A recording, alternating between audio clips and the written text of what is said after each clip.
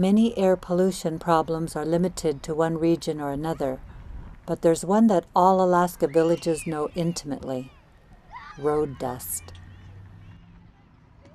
Midsummer, when it's hot and dry and windy. When we head back from fish camp, that's in June, and it's in the evenings that right above Bethel there's this big plume of brown haze, and we see that for weeks at a time when there's no rain. And majority of the elders are at home trying to stay away from that. Horrible, especially when there's no wind or rain. The dust stays in the air and slowly comes down.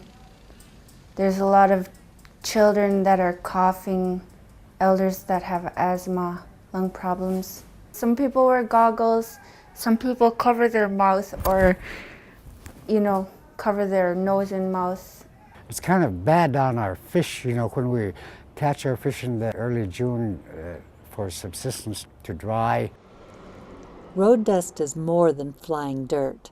Sometimes it can have pollutants like asbestos, bits of mining, animal or human waste, snow and ice control chemicals, and engine oil. Road dust is made of larger or coarse particles that can make heart or lung-related problems like asthma much worse when they are inhaled. The biggest cause of man-made road dust is ATVs and trucks. ATVs have knobby tires that tear up dirt roads and increase the amount of dust in the air. Dust we then breathe in, or if it settles on subsistence food, we eat. There are a number of effective ways communities can reduce road dust during dry periods. What a village chooses to do depends on the equipment and people it has on hand and the kind of budget it has for road maintenance. One thing we can do to reduce the amount of road dust pollution is to simply go slower on dry days, or not use an ATV at all if you can avoid it. Tribal ordinances can be passed and signs can be posted warning drivers to slow down. This can be a very low-cost remedy if drivers understand why it's important. I think that's a workable solution.